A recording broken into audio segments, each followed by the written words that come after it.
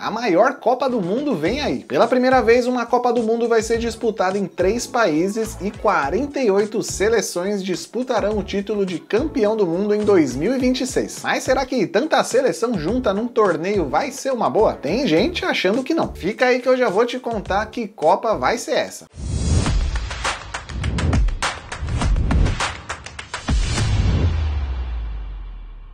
A série sobre todas as Copas do Mundo finalmente foi concluída aqui no canal. Eu sei, demorou, mas eu terminei. Se você perdeu algum vídeo, ou não assistiu nenhum, ou assistiu todos e quer relembrar, é só clicar nessa playlist que eu deixei aqui no card e maratonar. Todos os vídeos em sequência, desde a Copa do Mundo de 1930 lá no Uruguai, até a última Copa em 2022 no Catar, tudo na sequência bonitinho pra você assistir. Em 2026, daqui a pouco mais de 2 anos, vai rolar Copa do Mundo e já tem um monte de novidade rolando. Uma dessas novidades tem relação com o país sede, ou melhor, os países sedes. Estados Unidos, Canadá e México vão sediar a Copa de 2026. A Copa vai rolar em 3 países diferentes pela primeira vez na história. O México sozinho já foi sede em 70 e 86. Os Estados Unidos foram sede em 94, no ano do Tetra brasileiro. Já o Canadá nunca sediou a Copa do Mundo. Os jogos vão rolar em 16 cidades diferentes. 2 no Canadá, 3 no México e 11 nos Estados Unidos. A final vai rolar no dia 19 de julho de 2026. Palco da decisão vai ser o estádio East Rutherford, em New Jersey, ali do lado de Nova York. O jogo de abertura vai rolar no estádio Azteca, na cidade do México, no dia 11 de junho. E o que a gente sabe é que esse jogo de abertura vai envolver o México contra alguma outra seleção que ainda não foi definida. Com 39 dias de duração, essa vai ser a Copa do Mundo mais longa da história. Tudo isso para acomodar os mais de 100 jogos que serão disputados. 104 jogos para ser mais específico. A Copa de 2026 vai ter 48 participantes, um aumento de 50% em relação à última Copa de 2022, que teve 32 seleções participantes. Esse aumento obrigou a FIFA a mudar o regulamento do torneio e até criar uma fase adicional na Copa. Desde que foi anunciado que a Copa do Mundo de 2026 teria 48 participantes, vários regulamentos foram inventados e debatidos, mas nenhum deles era muito eficaz. Uma das sugestões era criar 16 grupos com 3 seleções em cada um e só o primeiro colocado de cada grupo avançaria para a fase final. Ou então os 2 primeiros de cada grupo avançavam e aí seriam 32 classificados, obrigando a criação de uma etapa nova na Copa do Mundo chamada de 16avos. Inclusive essa era a opção preferida da FIFA lá em 2017, quando ainda estavam debatendo se iria realmente aumentar o número de países na Copa. O problema é que nenhuma dessas opções de regulamento era boa, afinal elas permitiriam uma combinação de resultados sempre na última rodada dos grupos. Assim como aconteceu na Copa de 82, quando a Alemanha e a Áustria combinaram o resultado na última rodada e eliminaram a Argélia da fase de grupos. Eu já contei essa história com mais detalhes nesse vídeo aqui no card, então depois vai lá assistir. Para evitar essa situação, foi escolhido então um outro formato que, na minha opinião, também não é bom. As 48 seleções serão divididas em 12 grupos com 4 países em cada um. Os 2 primeiros colocados de cada grupo, mais os 8 melhores terceiros colocados, se classificam para essa fase nova chamada de 16avos. E na minha opinião essa opção é ruim porque começa a confundir tudo. 8 melhores terceiros colocados, tem que fazer um monte de conta para saber quem é o melhor terceiro colocado, ninguém vai entender nada, vai ter seleção que vai ser eliminada porque marcou um gol a menos, um gol a mais, enfim, não é uma opção legal. Fora que num grupo com 4 seleções podem se classificar 3. Vai ter seleção se classificando com, sei lá, 3 pontos, uma vitória e 2 derrotas. Não me parece muito justo. Outro ponto negativo é que seleções que se classificaram em terceiro lugar vão enfrentar seleções que se classificaram em primeiro lugar em outro grupo, causando confrontos totalmente desiguais e podendo gerar até goleadas históricas. Enfim, eu não sei exatamente qual regulamento poderia ser melhor. Eu acho que talvez deixar a Copa com 32 seleções tivesse sido uma boa, né? Pra quem mexer? Mas essas foram alternativas criadas pela FIFA para solucionar um problema que a própria FIFA criou. O aumento de países participantes pulando de 32 para 48 foi uma promessa do presidente da FIFA, o Gianni Infantino,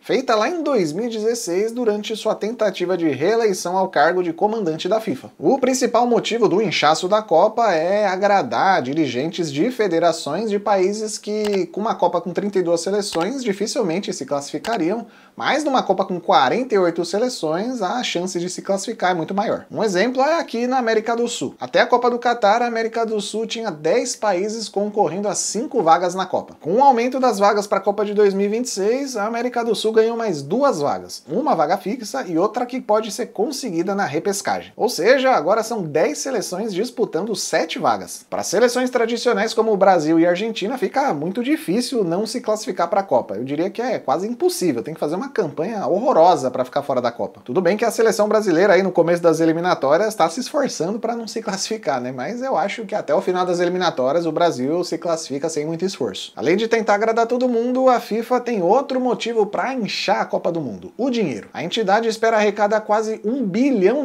a mais do que arrecadou com a Copa no Catar. Mais seleções, mais jogos, mais partidas transmitidas na TV, mais exposição, mais dinheiro entrando nos cofres da FIFA e mais dirigentes ficando felizes com a FIFA. Os países da Europa ganharam mais 3 vagas, passando de 13 para 16. A CONCACAF, que reúne os países das Américas do Norte e Central, ganharam 3 vagas, passando de 3 para 6. A Ásia ganhou 4 vagas, passando de 4 para 8. Os países da Oceania, que até então não tinham uma vaga fixa e sempre tinham que disputar uma repescagem, agora tem uma vaga fixa na Copa. Vaga essa que provavelmente vai ficar com a Nova Zelândia em todas as Copas daqui para frente. A África ganhou 4 vagas, passando de 5 para 9. Ainda estão previstas mais 2 vagas numa repescagem que vai reunir seleções do mundo todo e tem aquele regulamento bem a cara da FIFA, que ninguém entende nada. 6 seleções, uma da América do Sul, uma da África, uma da Ásia, uma da Oceania, uma das Américas do Norte e Central e mais uma da região do país sede, ou seja, nessa Copa da CONCACAF, vão disputar a repescagem. Desse bolo, as 2 melhores seleções do ranking da FIFA já se classificam automaticamente para a segunda fase da repescagem. Aí, essas 2 seleções enfrentam os vencedores dos 2 primeiros jogos eliminatórios envolvendo as 4 seleções restantes. Finalmente, daí vão sair os 2 classificados para a Copa de 2026. Tudo bem simples, bem fácil de entender. E com essa nova fórmula, aumenta bastante a chance de países estreantes em Copas do Mundo. Se essa fórmula com 48 seleções já estivesse valendo na última Copa de 2022 no Catar, a gente já teria 2 seleções estreando. Na África, a Mali teria se classificado e na Europa, a Macedônia do Norte teria se classificado também para a Copa. Além disso, a Síria na Ásia e as Ilhas Salomão na Oceania também poderiam ter jogado a Copa do Mundo porque essas 2 seleções disputaram a repescagem em seus respectivos continentes. Tudo isso, claro, baseado nas campanhas que essas seleções tiveram nas eliminatórias para a Copa de 2022. E esse exercício de imaginação é importante para avaliar. Será que uma Copa com 48 seleções não é mais democrática ao permitir a inclusão de mais participantes? Muita gente torce o nariz para essa justificativa, dizendo que a Copa do Mundo é o maior torneio de futebol do mundo e que por isso deve ser colocado num pedestal quase inalcançável. Colocar mais seleções para disputar uma Copa do Mundo, sendo que algumas dessas seleções têm uma qualidade técnica bem inferior às outras, tira boa parte da dificuldade em se classificar para uma Copa e também pode gerar jogos bem menos interessantes. Uma das justificativas da FIFA em aumentar o número de participantes da Copa sempre foi desenvolver o futebol em países com pouca tradição no esporte. E isso pode até fazer um certo sentido, afinal, crianças e adolescentes desses países podem se sentir muito mais representados em verem os seus países jogando uma Copa do Mundo. Mas será que só isso resolve? Não seria melhor investir no futebol de base, investir em estrutura, em construir campos de futebol, em dar treinamentos, em dar, enfim, uma maior estrutura nesses países que não estão muito acostumados com futebol? Vendo por outro lado, mesmo em Copas com 32 participantes, ou até mesmo com 24, como era antes da Copa de 98,